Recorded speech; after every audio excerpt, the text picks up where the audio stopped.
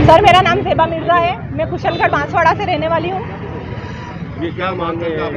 मांग सिर्फ इतनी है सर कि सरकार जब हमारा पक्ष एकल पीठ में रख चुकी है तो वही सरकार अब जो एकल पीठ ने हमारे खिलाफ जो अपना फैसला सुनाया है उस फैसले के खिलाफ सरकार हमारे साथ हमारे लिए डबल बेंच में अपील करे और हमारे साथ जो अन्याय हुआ है उस अन्याय का सरकार हमें न्याय दे और सरकार ये डबल बेंच में हमारा साथ दे और डबल बेंच में जाए और हमारा पक्ष रखे। क्या पक्ष रखना चाहते हो सरकार के माध्यम से? सरकार चूंकि सर जब एकल पीठ में हमारे खिलाफ याचिका दर्ज की गई थी एसआई भर्ती 2021 के खिलाफ, तब माननीय न्यायाधीश द्वारा ये कहा गया था कि सरकार अपना पक्ष रखे कि सरकार क्या चाहती है इस भर्ती पे अपना पूरा इन्वेस्टिगेशन जो भी आपका एसओजी द्वारा एसओजी भी सरकार का ही अंग है।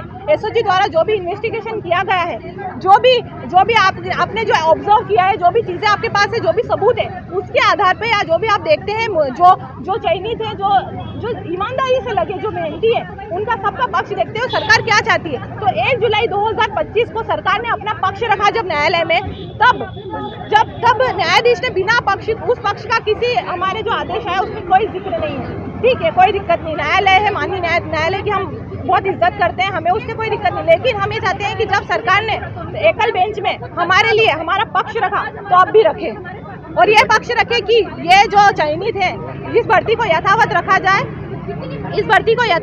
जाए और जो मेहनत से लगे और जो दोषी है हम खुद चाहते हैं भाई हमारे साथ कोई फर्जी काम करेगा हम नहीं चाहते। जब हम ये चाहते हैं बस जो चयनित है, जो निर्दोष है, भर्ती को यथावत रखा जाए और जो इन्वेस्टिगेशन चालू रखी जाए और जो दोषी पकड़ा जाए उसे पकड़ दो, जो जेल में डालो ना।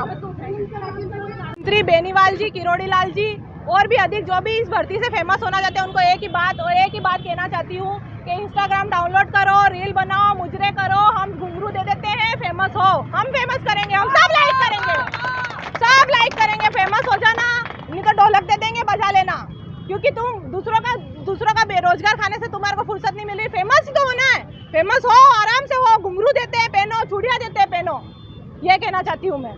की बात करता है और रामराज की बात करता है। आप खुद बताइए क्या ये रामराज है? रामराज में एक निर्दोष होता है, उसको न्याय मिलना चाहिए। क्या ये न्याय था?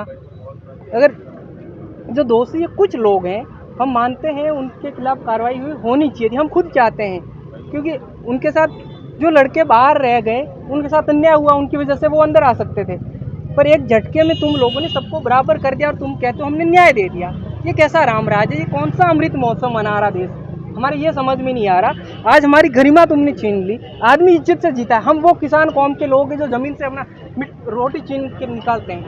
हम सरकारों से न, इन अधिकारियों से, इन नेताओं से, लोगों से तो छीन ही लेंगे, इतनी कुब्बत हम रखते हैं, पर कम से कम जो किरोड़ी लाल जी हैं, हनुमान बेनीवाल, रोजाना तुम कह रहे हो हमारे पास इतने सबूत हैं, भाई क्या करेगा? अचार डालेगा क्या सबूत का? तू क्यों नहीं देता? तू पूछता है मुख्यमंत्री मुझे बता दे कि मैं इन लोगों के सबूत दे दूं, वो अधिकारी चले जाएंगे, वो नेता चले जाएगा। भाई क्यों दबा के बैठा है तुम सबूतों को? क्यों नहीं लाता है? सिर्फ मीडिया में आता है तो सुर्खी में रहता है, क्योंकि तुझे पता है बेरोजगार लोग ज्यादा हैं, वो सिस्टम की हकीकत को नहीं जानते, तेरी भावनाओं से जुड़ेंगे। भाई तेरे पास सबूत है तो तू लेके आना दे, कम से कम जो निर्दोष लोग हैं उनको न्याय मिले। मैं मेरी बात करता हूँ, मैं 2013 में कांस्टेबल बना था। 6 साल नौकरी करने के बाद मुझे लगा कि नहीं यार अधिकारी बनना चाहिए, कांस्टेबल के नीचे पोस्ट पे कुछ नहीं है। मैंने 2019 में रिजाइन कर दिया। 19 में रिजाइन करने के बाद साल भर में तैयारी के लिए गया था, कोविड की वजह से मुझे जयपुर से वापस घर आना पड़ा, मेरी तैयारी डिस्टर्ब हुई। फिर मैं पटवारी बना, पटवारी बनने के बाद मैंने आरएस मुख्य एग्जाम लिखा, वो मेरा नहीं हो पाया, मेरी तैयारी कम रही, क्योंकि मैं सब इंस्पेक्टर का फिजिकल की तैयारी कर रहा था। सब इंस्पेक्टर मेरा चयन हुआ, मैंने वीडियो प्री एग्जाम और मुख्य एग्जाम निकाले। क्या इतना एग्जाम निकालने के बाद मेरा एसओजी से चैलेंज है, अगर मेरे जितने भी एग्जाम निकाले हर एग्जाम की जांच की जाए, और मेरा छोटा भाई टीचर है, मेरे 2 बहनें टीचर हैं, उन सब की जांच की जाए। अगर मेरे घर में कोई एक भी मिलता है तो मैं कहता हूँ तू चौराहे पे लाके फांसी चढ़ा दे, गोली मार दे। यार ये कैसे न्याय की बात हुई? तू सारा मीडिया में आके बोलता है कि हम 400 लोगों को फर्जी वो है, तो भाई सबूत लाने यार, जेल में डाल, हमें डाल दे, क्या दिक्कत है? जाएंगे हम। अगर मैंने गलत किया, मेरी वजह से कोई ईमानदार लड़का अंदर आएगा, उसको तो न्याय मिलेगा। आगे हम चाहते हैं कि डबल बेंच में जाएं, सरकार हमारे पक्ष रखे, हम भी हमारे पक्ष मजबूती से रखेंगे, हमें न्याय मिले, और जो भी लड़के गलत तरीके से आए उनको बाहर किया जाए, और जो निर्दोष लड़के हैं जिन्होंने मेहनत की उनको वेटिंग लिस्ट में मौका दिया जाए। न्याय तभी मिलेगा और कोई तरीका नहीं है न्याय करने का। अगर तुमने रद्द का फैसला किया तो भाई हम तो दोषी हो गए ना। छोला है, मैं सब इंस्पेक्टर चयनित हूँ। हमारे साथ जो सरकार का माननीय न्यायालय का जो आदेश आया है उससे अन्याय हुआ है। मेरी उम्र अभी 30 वर्ष हो चुकी है। मैं 22 वर्ष की उम्र का था तब से मैं तैयारी कर रहा हूँ। ये मेरी पहली नौकरी नहीं है। मैं इससे पहले मैं सेंट्रल गवर्नमेंट में जॉब करता था। वहाँ पर मैं सेंट्रल गवर्नमेंट में भी सब इंस्पेक्टर था, प्लाटून कमांडर। वहाँ पे मैं 4.5 वर्ष नौकरी कर आया। वहाँ से त्याग पत्र देकर फिर मैंने यहाँ पर ज्वाइन किया और ज्वाइन किया, ट्रेनिंग कर ली। लगभग 2 साल होने वाले थे, हमारा प्रोफेशन कंप्लीट होने वाला था। उसके बावजूद उसके बाद हमारे साथ इस तरह का अन्याय हुआ। तो मेरा माननीय सरकार से यही निवेदन है, हाथ जोड़कर निवेदन है कि जब हम गलत नहीं थे तभी आप सिंगल बेंच में हमारे पक्ष में खड़े थे, आपने हमारे लिए पैरवी की। तो आगे भी हमारा यही निवेदन है कि आप डिविजनल बेंच में भी हमारा साथ दें और हमें न्याय देने का कार्य करें। आप लोग जो तकिया लेके घूम रहे हैं जिसमें आप लोग खुद स्वीकार कर रहे हैं कि इस परीक्षा में भ्रष्टाचार हुआ है, जी, कहीं ना कहीं घोटाला हुआ है, तो जी, घोटाले की वजह से सुप्रीम कोर्ट ने, हाई कोर्ट ने यह फैसला दिया है, तो फैसले का स्वागत करना चाहिए। आप लोग विरोध क्यों कर रहे हो? स्वागत कैसे करेंगे? स्वागत तब करेंगे जब फैसला न्याय संगत होगा। फैसला न्याय संगत इसलिए नहीं है क्योंकि जब जिन लोगों ने चीटिंग करके आए या फिर पेपर लीक करके आए, जिस भी माध्यम से आए, डमी बिठाकर आए, तो वो लोग जो आए हैं उनका प्रतिशत तो मात्र 6-7% है। बाकी के जो ईमानदार लोग हैं उनका क्या?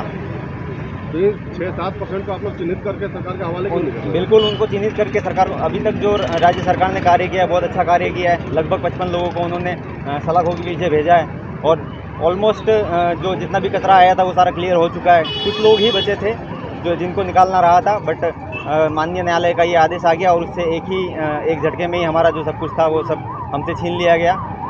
तो मेरा आगे निवेदन है कि हम डिविजनल बेंच में हमारे साथ सरकार हमारा पक्ष रखे और हमें न्याय दिलाने का कार्य करे। से हूँ और एसआई भर्ती जो फिलहाल राजस्थान में चर्चा का विषय बना हुआ है उसमें सबसे ज़्यादा दुखी हम लोग हैं, सबसे ज़्यादा, जिसके लिए हमारे पास कोई शब्द नहीं है बोलने के लिए। हम किसको क्या बोलें और किसको क्या सुनाएं, हमारी क्या व्यथा है कोई सुन नहीं रहा है। हमारा न्यायालय ने एक पक्ष को रखा है और उसको ही सुना है और उसमें सबसे ज़्यादा मरे हम हैं। इनको रद्द करना था भर्ती तो शुरू में ही कर देते। मैं पहले कांस्टेबल थी, मैं कांस्टेबल की नौकरी कर रही थी। उसके बाद मेरा पटवारी में सिलेक्शन हुआ था, वो मैंने ज्वाइन नहीं किया एसआई के खातिर। इस भर्ती के खातिर मैंने वो ज्वाइन नहीं किया और वीडियो में भी मेरा सिलेक्शन हुआ था। उसके बाद मैंने एसआई को प्राथमिकता दी और इसको ज्वाइन करा मैंने। और मेरे घर की कंडीशन ऐसी है जिसको शब्द में बयान नहीं कर सकते। आपको देखना हो, ये हनुमान बेनीवाल जी, आप तैयारी कर रही थी? मैं 2018 से, मेरी ग्रेजुएशन के बाद मैंने बीएड वगैरह नहीं करी। बीएड वगैरह करने के लिए भी मेरे घर वालों के पास पैसे नहीं। जब ये आया कि भर्ती में घोटाला हुआ है तब उस समय क्या रिएक्शन थे आपके, क्योंकि आप भी उस समय ट्रेनिंग? उस समय जब आ रहा था तब हम खुश थे क्योंकि उस टाइम दोषी लोगों को पकड़ा जा रहा था। उस टाइम हम खुश थे कि दोषी लोगों को पकड़ेंगे तो हम अच्छे थानेदार, हम जनता के बीच में जाएंगे। लेकिन धीरे धीरे ये हमारे गले की आफत बनता गया। हमें नहीं पता था कि एक दिन ये हमारा ही गला घोट देगा आके। मेरे पिताजी नहीं है, 2017 में मेरे पिताजी की डेथ हो गई थी बीमारी की वजह से। मेरे घर में कोई कमाने वाला नहीं है, आर्थिक कंडीशन ऐसी है कि जिसको शब्द में बयान नहीं कर सकते। और मेरी मम्मी घर पे अकेली है। मैंने खुद मजदूरी करके पढ़ाई करी, इन हाथों से मैंने ईंटें उठाई है, इन हाथों से खुद नहीं मैंने मजदूरी करी है और पढ़ाई करी है मैंने। और मेरी मम्मी मेरी सूरत जाके मजदूरी करने गई थी और उसको मैं अब भर्ती रद्द, कई लोग बोले तुम फिर से लग जाओगे। फिर से कैसे लग जाएंगे हम? मेरी मम्मी को क्या मैं फिर से बोलूं तू मजदूरी करने जा और मैं पढ़ाई करूं? क्या बोलूं मैं उनको, क्या जवाब दूं मैं? कुछ लोग बोल रहे हैं कि तुम तो लग जाओ, कैसे लग जाएंगे? और दूसरी बात ये है कि तुम तो पहले वाली नौकरी कर रहे थे उसमें वापस चले जाए। क्यों जाए हम, क्यों जाए? हमने मेहनत से ये नौकरी ली थी, हम क्यों जाए उस भर्ती में? क्या हमारी कोई सेल्फ रिस्पेक्ट नहीं है? हमारा कोई सोशल स्टेटस एक नहीं है? हमने सितारों वाली वर्दी पहन के हम कांस्टेबल की वर्दी हम वापस कैसे पहने? इसका जवाब चाहिए हमें। राजनीति जोरों पर हो चुकी है, किरोड़ीलाल बेनीवाल कह रहे हैं कि जीत उनकी हुई है। उनको मैं यही कहना चाहती हूँ कि वो सब लोगों के साथ में है तो हम भी निर्दोष है तो हमारा भी साथ दे। उनसे एक ही दुआ है हमको, वो हमारा साथ दे। अब आगे क्या करने वाले हैं, क्योंकि घर जैसी स्थिति आप बता आगे हम बस सरकार से, कोर्ट से हमारा यही कहना है कि हमारे साथ दे, डीबी में सरकार हमारा साथ दे और हमें निर्दोषों को न्याय दे।